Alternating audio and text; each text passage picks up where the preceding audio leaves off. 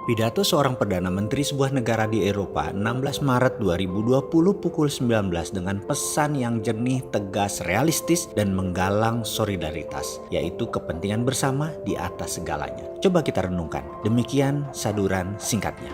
Virus corona mencengkram negara kita dan seluruh dunia.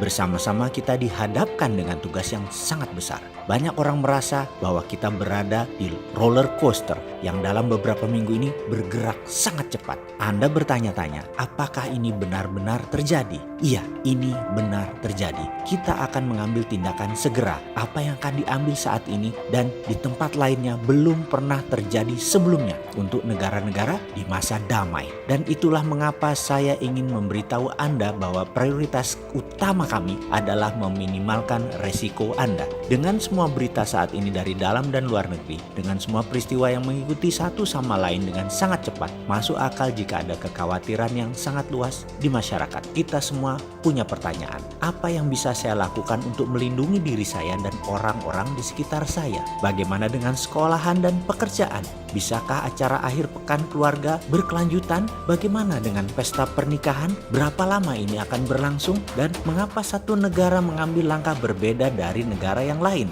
Di dunia sekarang ini berita, informasi sangat cepat dan pendapat juga diberikan dengan cepat. Saya mengerti itu. Karena itu, saya punya pesan untuk Anda malam ini. Kenyataannya adalah bahwa coronavirus ada di antara kita dan akan tetap bersama kita untuk saat ini. Tidak ada jalan keluar yang mudah atau cepat untuk keluar dari situasi yang sangat sulit ini. Kenyataannya adalah dalam waktu dekat, sebagian besar penduduk kita akan terinfeksi virus. Sambil menunggu vaksin atau obat, kita harus memperlambat penyebaran virus dengan membangun kekebalan kelompok terkendali. Saya harus menjelaskan ini. Mereka yang memiliki virus biasanya kebal setelah itu. Sama seperti di masa lalu dengan campak. Semakin besar kelompok yang kebal, semakin kecil kemungkinan virus tersebut untuk menginfeksi orang yang lanjut usia, yang rentan, dan orang-orang dengan kesehatan yang buruk. Dengan kekebalan kelompok, Anda membangun seolah-olah tembok perlindungan yang besar di sekitar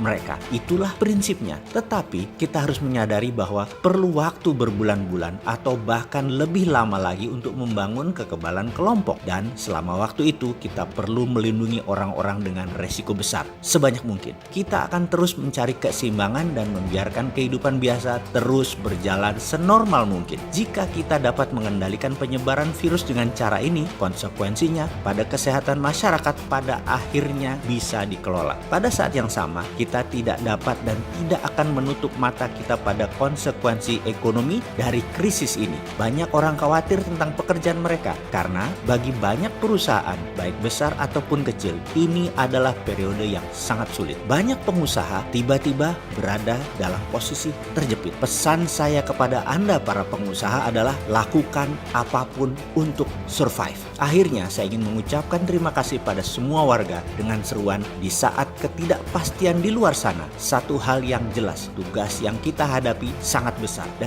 kita harus melakukan ini dengan 17 juta penduduk kita. Bersama-sama kita akan mengatasi masa sulit ini. Berikan perhatian satu sama lain. Saya mengandalkan Anda. Terima kasih banyak. Inilah Perdana Menteri Belanda, Mark Rutte. Itulah pilihan negeri Belanda yang menggunakan herd immunity. Kelompok muda sehat akan dipapar terlebih dahulu agar imun, kemudian membentuk perlindungan tebal kepada yang lebih rentan seperti manula dan yang memiliki catatan kesehatan yang kurang baik seperti pada penyakit cacar. Seseorang diberi vaksin cacar itu sebenarnya adalah ditularkan sedikit dengan takaran tertentu, lalu tubuhnya akan menciptakan antibodinya sehingga tubuhnya sudah punya imunitas. Karena itu biasanya badan agak hangat-hangat dikit ketika kita divaksin cacar. Herd immunity di Belanda adalah dengan membiarkan 60-70% warga terpapar, namun mereka percaya antibodi warga Belanda akan bisa secara alami cukup kuat sehingga antibodi masing-masing tercipta. 95% dari 70% dari 17 juta atau sekitar yang terjangkiti akan menciptakan imunitas tubuhnya, dan yang 5% memerlukan bantuan medik, dan diyakini tidak sampai 0,7% dari 5% itu tingkat mortalitasnya atau sekitar 1.000 orang saja yang diperkirakan meninggal karena baiknya sistem kesehatan di Belanda dalam 6 bulan ke depan. Masalah coronanya selesai. Kita tahu setiap negara pejabatnya punya strategi masing-masing. Semoga pilihan Indonesia tepat kali ini. Semoga disiapkan vitamin juga selain obat coronanya. Seperti Belanda, masyarakatnya dikasih vitamin juga biar antibodinya naik. Mari kita dukung perang melawan corona untuk segera kita menangkan atas nama kemanusiaan, atas nama bangsa, dan atas nama negara.